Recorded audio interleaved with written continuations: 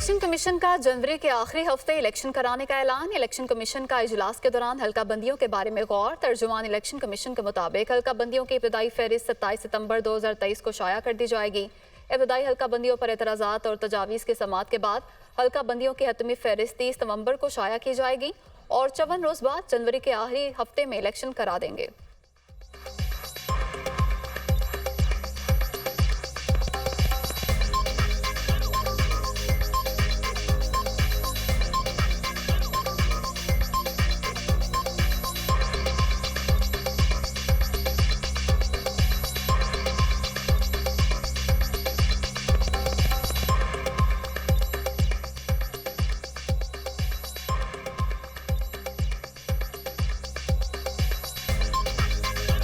Corruption references दोबारा खोलने के बाद नैब का अहम फैसला। शुरा नैब ने अहम ओहदों पर तकर्रियों के लिए डेपुटेशन पर हसास इदारों से अफसर मांग लिए।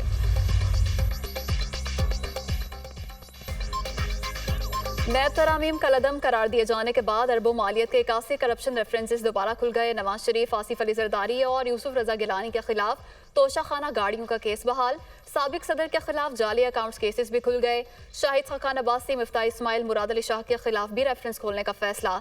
राजा परवेज अशरफ के खिलाफ रेंटल पावर, इसहाक डार के खिलाफ आमदन से जायद एहसासात का दाखिले दफ्तर केस भी खोला जाएगा। नैब ने एहतसाब अदालत इस्लामाबाद में दरख्वास्त दायर कर दी।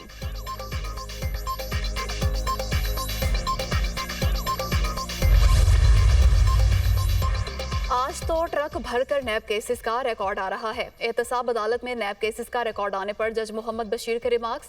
इस्लामाबाद में एहतसाब अदालत नंबर 2 और 3 के स्टाफ को भी वापस ड्यूटी पर बुला लिया गया। जजेस भी तैनात करने का फैसला। सुप्रीम कोर्ट के फैसले के बाद पेशावर की 8 एहतसाब अदालतों में 160 रेफरेंस वापस। पीपी रहनुमा आसमा आलमगीर, अरबाब आलमगीर, मौलाना फजलुर रहमान के करीबी साथी मूसा खान बलोच शामिल।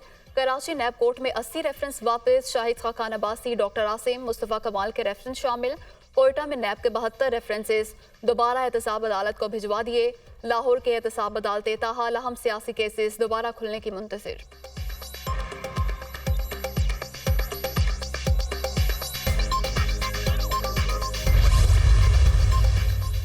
मुस्लिम लीग नून के अहम मुशावरत शहबाज शरीफ और मरियम नवाज हंगामी दौरे पर लंदन रवाना। सदर मुस्लिम लीग नून शहबाज शरीफ पार्टी कायद नवाज शरीफ के लिए अहम पैगाम लेकर गए।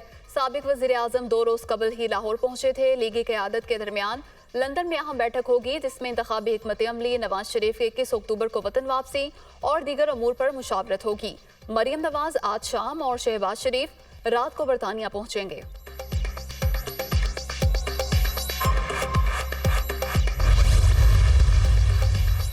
कायद नून लीग की वापसी पर कैसा इस्तकबाल किया जाए, फैसला ना हो सका। पहले कानूनी पेचीदगियां दूर करें, फिर इस्तकबाल का प्रोग्राम फाइनल करें, शहबाज शरीफ की तजवीज़। साबिक वज़ीर आज़म पैगाम लेकर लंदन चले गए। कल नवाज शरीफ से मीटिंग मुतवक्के। पार्टी अमूर, इंतखाबात की तैयारी और दीगर जमातों से सीट एडजस्टमेंट के मामलात पर मुशावरत होगी। नवाज शरीफ की वतन वापसी पर अदालती रिलीफ न मिलने की सूरत में दीगर ऑप्शंस पर भी गौर होगा। शहबाज शरीफ नवाज शरीफ को अहम मामलात पर नर्म मौक़िफ़ रखने पर भी राजी करेंगे।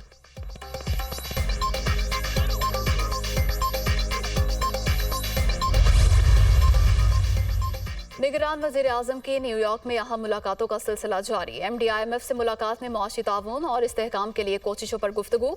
पाकिस्तान की इक़्तिसादी तरक्की और इस्तेहकाम के लिए इक़दाम का यादा। क्रिस्टलिना जॉर्जिवा का अमीरों से मज़ीद टैक्स वसूली पर जोर।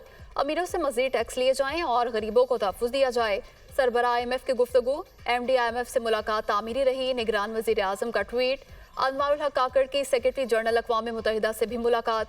अफ़गान महाजरीन और पाकिस्तान को दरपेश चैलेंजेस पर बातचीत।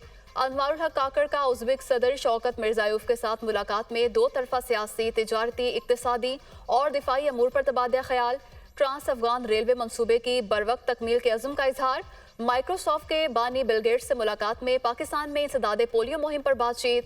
वायरस को जड़ से ख़त्म करने का आज़म।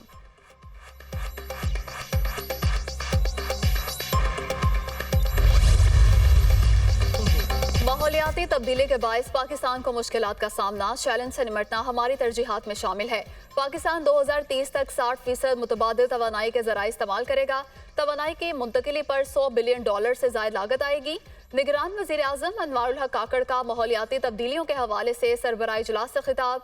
अनवारुल हक काकड़ की वबाई अमराज की रोकथाम के मौजू पर समिट में भी शिरकत। कोरोना वैक्सीन की तकसीम में आलमी सतह पर गैर मुनसिफाना रवैया देखने को मिला। वबाई अमराज की रोकथाम के लिए वैक्सीन की दस्तयाबी हर एक के लिए मुमकिन बनाना जरूरी है। निगरान वजीर आजम का खिताब। तवानाई की कमी और दीगर मसाइल तरक्की पजीर ममालिक की आगे बढ़ने की रफ्तार को रोक रहे हैं। गरीब मुल्कों में सरमायाकारी के फरोग और अवाम का मयार जिंदगी बेहतर करने के लिए आलमी ताउन जरूरी।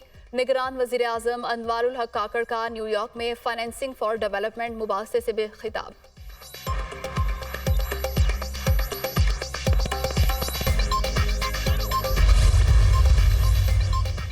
पीपल्स पार्टी इंतखाबात में बड़ा सरप्राइज देगी। इलेक्शन जब भी होंगे पूरे पाकिस्तान में भारी अक्सरियत से कामयाब होंगे।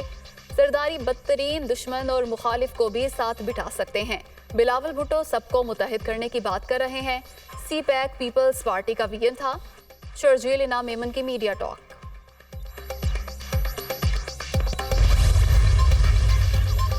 पीपल्स पार्टी मुल्क को बहरान से निकाल सकती है। लेवल प्लेइंग फील्ड मिलनी चाहिए। उम्मीद है बिलावल भुट्टो मुल्क के अगले वजीर आजम होंगे। पीडीएम इत्तेहादी हुकूमत थी, इंतखाबी इत्तेहाद नहीं। इलेक्शन के अलावा मुल्क की बेहतरी के लिए कोई और ऑप्शन नहीं। सईद गनी का कराची में तकरीब से खिताब। सरकारी कंपनीज खिदमत देने में नाकाम रही। सरकारी इदारे 500 अरब रुपए सालाना के करीब नुकसान कर रहे हैं। मुल्क की मईशत की बहाली के लिए इकदाम जारी हैं। मुनाफा बख्श कंपनियों की हौसला अफजाई कर रहे हैं। जहां जरूरी होगा हुकूमती इदारों में मुदाखलत की जाएगी। निगरान वजीर खजाना डॉक्टर शमशाद अख्तर की न्यूज़ कॉन्फ्रेंस। पुरतशद्दुद इंतहा पसंदी दहशत गर्दी को जन्म देती है। नेक्टा ने इंतहा पसंदी के खात्मे के लिए इकदाम किए। इस्लाम इंसानियत से हुस्न सलूक का दर्ज देता है। अक़लियतों के हकूक़ का तहफ़्फ़ुज़ रियासत की जिम्मेदारी है। कायदे आज़म ने अक़लियतों के हकूक़ की भरपूर तरीके से वजाहत की। निगरान वज़ीर इत्तलात मुर्तज़ा सोलंकी का तकरीब से खिताब।